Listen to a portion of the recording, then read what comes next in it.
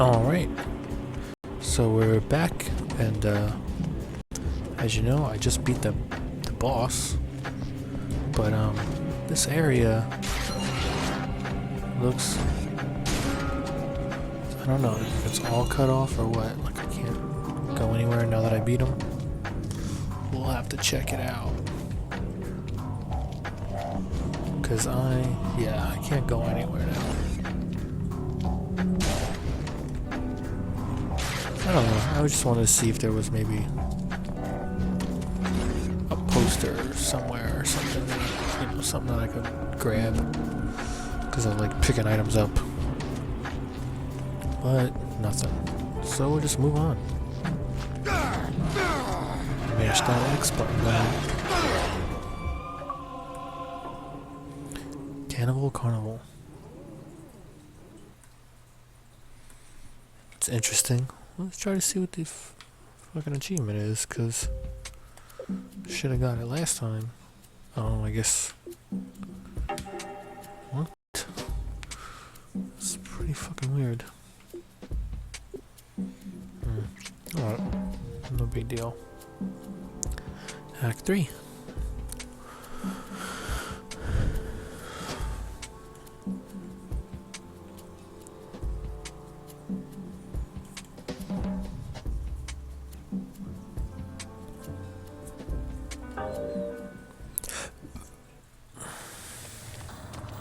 Okay. We in there, yo. Let's go. You know I found Paula in a dumpster, right? What? You said you met her at the supermarket. I did. It was the bin out behind the dime a dozen. And you just picked her up out of the rubbish and brought her home? Why no? Sometimes I think I hardly know you. It's because you don't, Johnson.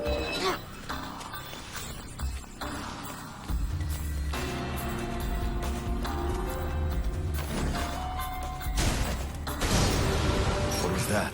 I don't know, but we've got company, as in lots of. Well, if they pull up a chair, I would be happy to beat them with it.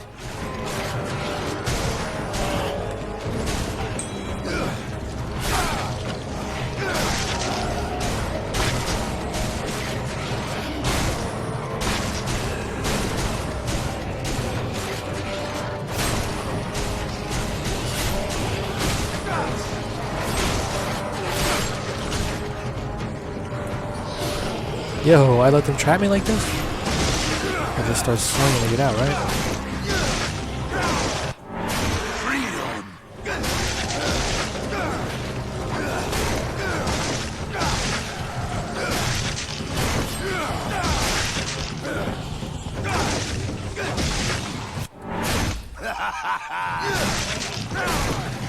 No idea what's going on. Just can't see anything.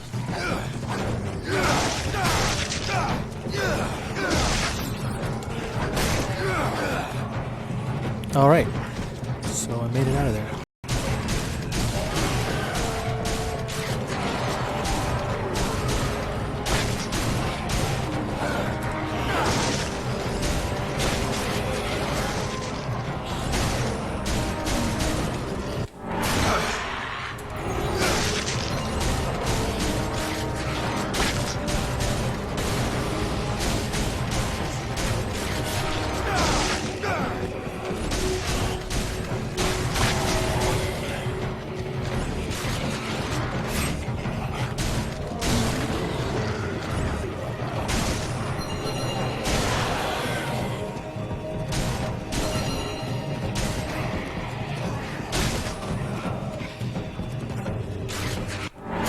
Yeah.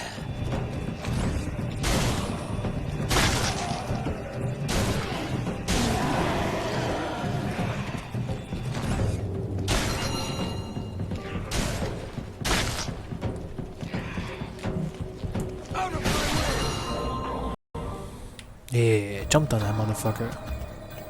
I didn't talk the whole time, it was so intense. Just kidding, shit was easy. They trapped me, man. They try to trap me. But they should know that they can't. They can't hold me down.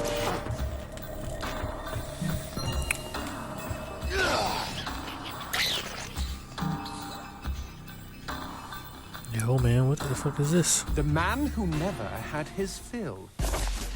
It was a cold and snowy eve. Certainly no night for a man without a home to be walking these grey and endless streets. Inside the pizza parlor, George Reed spun a lively tune on his harmonica. The local children giggled and pointed excitedly at the harmonica man as their parents glowed with approval. His reward would be all the pizza he could eat, 6 pies at least, and a warm bed in one of these folks' homes. He knew they were good for it. Oh, the next page, right? Story time. But when he tucked in for the night, George had not had his fill.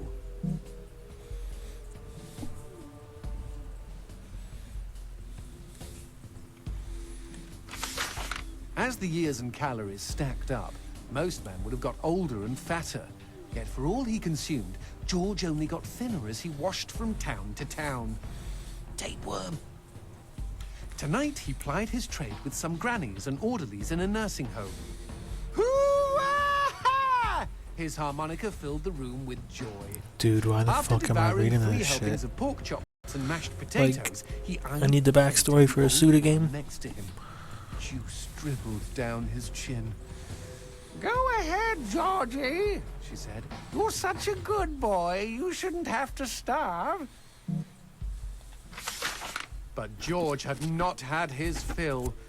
Early the next morning, he was already on the freeway with his thumb in the air. Where are you headed? Said the man in the truck. Nowhere, said George. Anywhere. This is so dumb. It was a new decade, and tonight George played to an all but empty bar in the city. He had lost a lot of weight. Afterwards, the only woman in the joint took the stool next to him and asked him his name. The bartender leaned over the counter. You don't know this guy, Mary. George is famous, been all over the tri-state area. With a wink, he added, man's insatiable.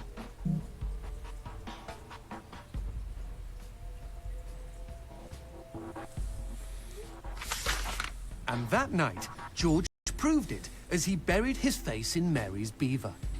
Holy woodland creatures! Attaboy, George! Attaboy, George! Play that harmonica, she purred. But even after 5 trips to heaven and back, he had not had his fill. The morning after was an awkward affair as they stared at each other over coffee. One wanted to feel more, the other just wanted to feel. In his final days, George was all skin and bones. I can relate, except for the skin part. His last meal had been a mistake.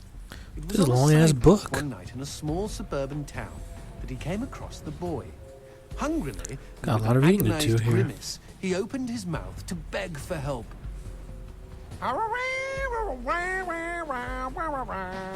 Out came a cacophony of wheezes and toots, but the boy understood. Wait, you mean Jorge ate his harmonica? Once he was alone, George Reed looked at the candy bar he held in one hand and began to cry.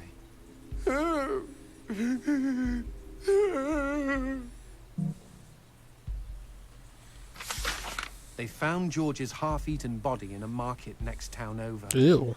In one hand he held a knife, in the other a fork. Chunks of flesh had been torn from his chest and his arms. Blood framed an eerie smile. The wind that morning blew fierce, and as it whistled through the hole he'd carved out of his own neck, the harmonica man played his last song in this world.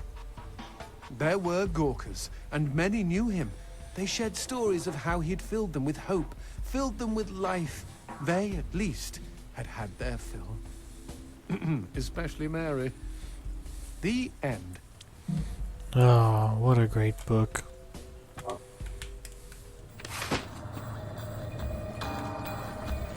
Poor George.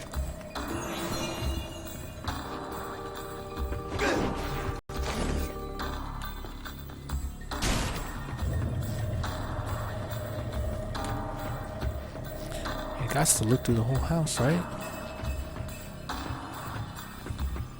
Okay, let's move on here.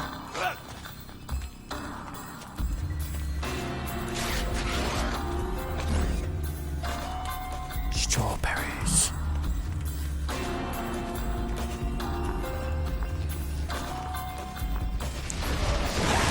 just about to say, you know? Give me an enemy. That cheeky imp! He doused our goat! Then let's put out some lights of our own.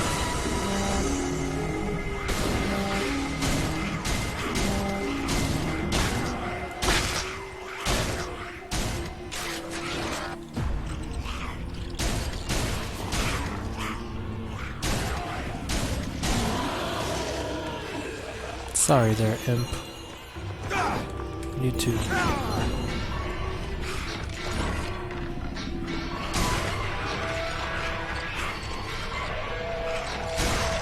Yo, headshots galore?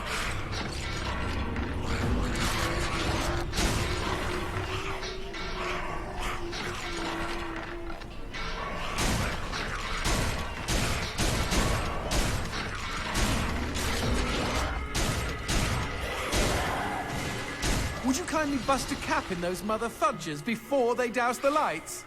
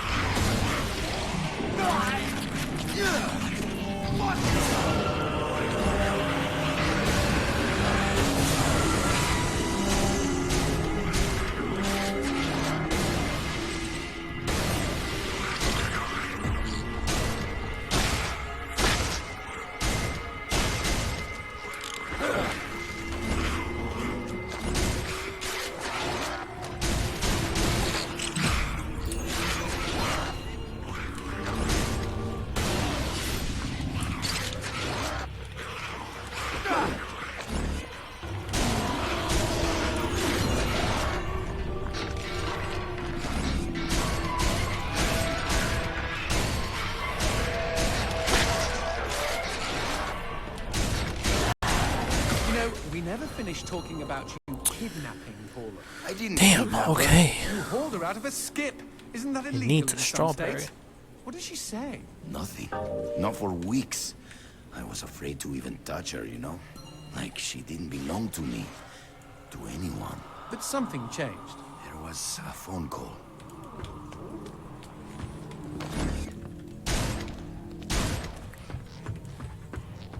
Okay. I mean, whoa. Speaking of phones, put that on hold, G. We've got company.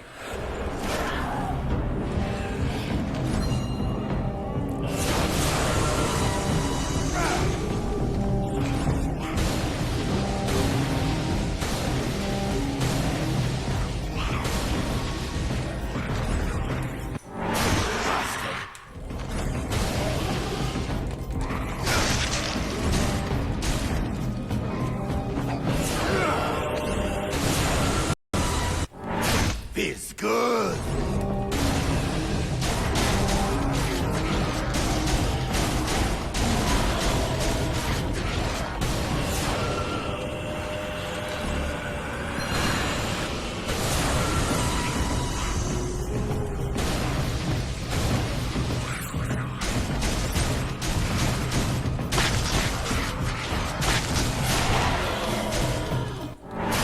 Way too easy.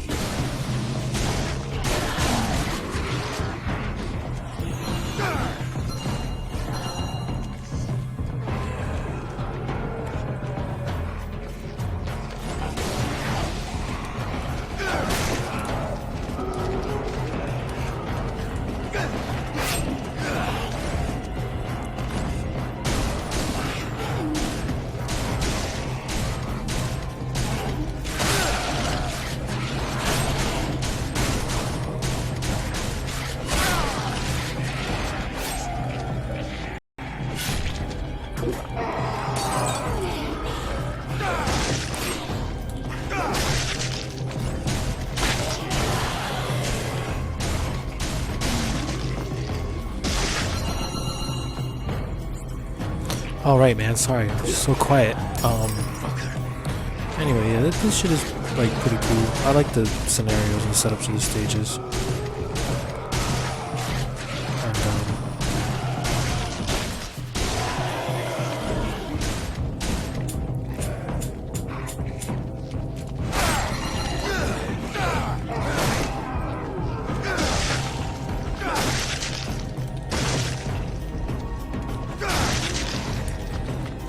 Okay, I guess not.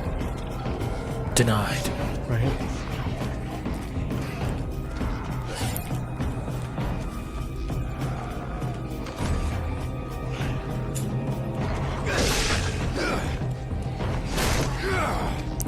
If I can't find anything there.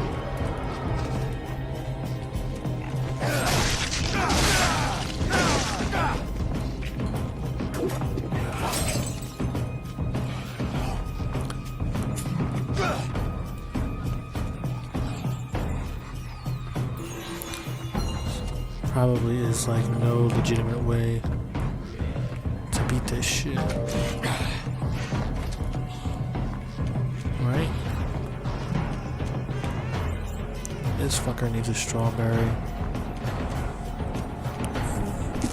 Sorry, I gotta move my microphone. It's giving me a headache for some reason. Okay. 16, alright. Let's go try to kill that fucker. After I beat him, I'll pause this episode, hopefully.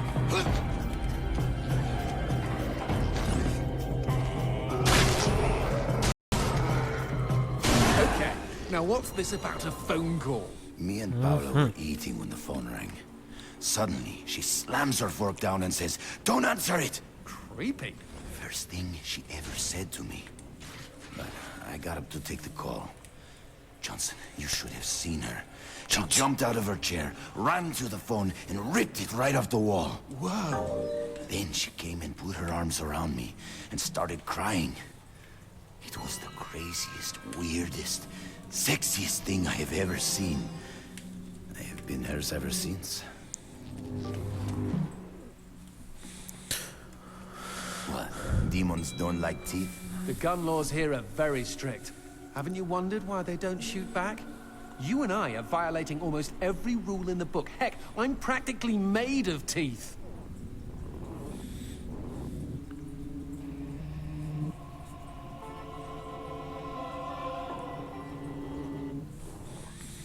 Okay. Let's stop the video, cause we watched that shit, yo. Alright, see you guys on the next episode.